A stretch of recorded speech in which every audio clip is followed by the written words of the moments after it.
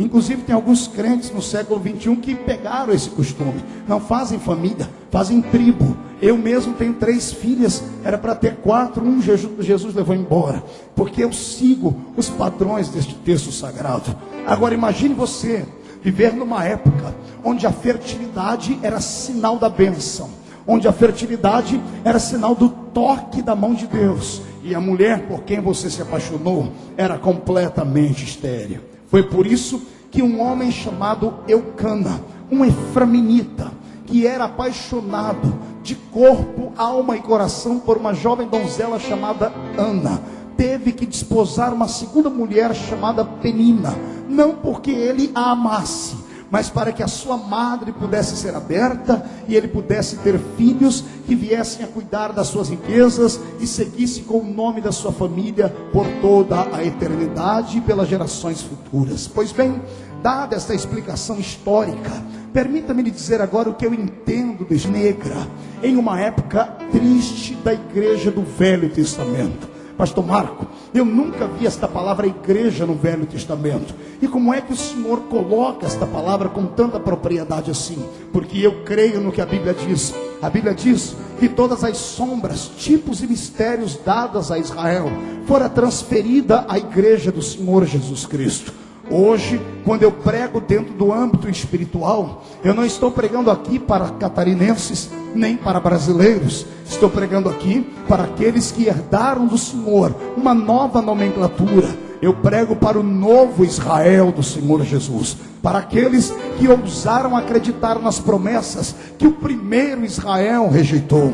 A minha Bíblia diz, quando João escreve o seu evangelho, que ele veio para o que era seu, mas o que era seu não recebeu. Mas a todos quanto o receberam, deu-lhes o poder de serem feitos filhos de Deus. Esta bênção era para aquele povo do Oriente. Mas como eles rejeitaram Jesus, esta igreja que aqui está reunida, abraçaram Jesus, colocaram Jesus dentro do seu coração, trancaram o coração e jogaram a chave fora, para ele nunca mais sair do nosso meio e sair do nosso coração. Se tem alguém que acredita e concorda com o que eu acabei de dizer aqui, que dê um grito de glória a Deus, manifestando assim a sua complacência comigo. Mas, quando eu começo a tentar entender que neste livro de Samuel, um livro escrito em uma época de divisores de água, um livro escrito em uma época em que Israel estava com uma tremenda crise de identidade dentro de si. Esse Israel do livro de Samuel era um Israel diferente daqueles que habitavam a terra do Egito. O Israel que passou 430 anos na terra do Egito, quando saíram de lá dependentes, saíram de lá precisando de Deus, saíram de lá carecendo da ajuda dele para tudo. Pasme, senhoras e senhores, o Israel que saiu do Egito dependia de Deus para comer, para beber, para se vestir, para se trajar, para não serem queimados pelo sol durante o dia, para não morrerem no frio da noite. O Israel que saíra do Egito dependia que Deus abrisse da rocha uma cavidade de uma fonte para matar a sede que havia dentro deles.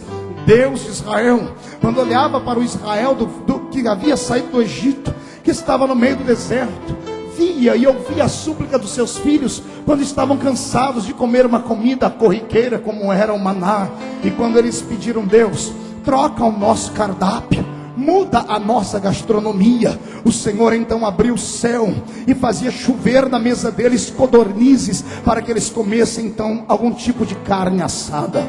Este Israel que saíra do Egito, porque não suportava mais a aflição do jugo do faraó, porque não suportava mais comer pepino, cebola, alhos e alhos silvestres, que não suportava mais viver num estado de humilhação, tendo que beber da água barrenta do rio Nilo, tendo que ver a sua pele, a argila que saía do fundo do rio, misturando com palha seca e fazendo tijolos em grandes fornalhas que haviam para arquitetarem então toda a estrutura do povo que os oprimia.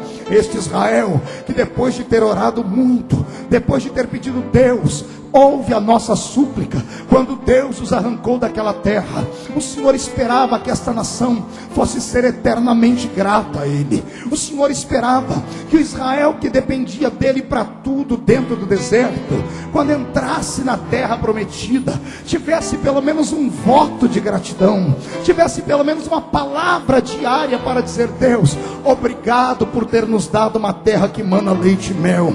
Obrigado por nos dar uma terra onde o sol não vai queimar a nossa pele, porque podemos construir casas de alvenaria, onde a noite fria não vai congelar os nossos ossos, porque os nossos animais nos dão a lã para fazermos as nossas roupas. Os nossos filhos não serão eremitas, não serão ermitões. Os nossos filhos não andarão pela terra como gente que não tem para onde ir. Agora eles estão estabelecidos. Temos, Senhor, estrutura. Deus esperava que agora que eles entraram na terra prometida, que tinham uma oportunidade de adorarem a Deus num lugar fixo, porque no deserto você se lembra como era a trajetória. Quando eles queriam orar, quando eles queriam falar com Deus, demorava-se semanas até que o tabernáculo fosse montado. Imagine você com fome de Deus, querendo falar com Ele, mas não podia orar a qualquer momento, porque enquanto o tabernáculo não fosse montado, você não sentiria a presença dEle. Agora que eles estavam no lugar onde Deus os havia colocado, que estavam na terra prometida, na terra da bênção, agora que eles tinham um lugar fixo para adorar a Deus, agora que os sacerdotes não tinham que carregar nos seus ombros o peso da arca, agora que os sacerdotes não tinham que ficar esperando que algum entre aqueles que estavam no meio do deserto pudesse ceder uma ovelhinha, ou um boi, ou um bezerro para dar de sacrifício a Deus, agora que a igreja do Velho Testamento estava alicerçada, agora que a igreja do Velho Testamento estava estudada, agora que a igreja do Velho Testamento andava empareada com um governo que era teocrático em Israel,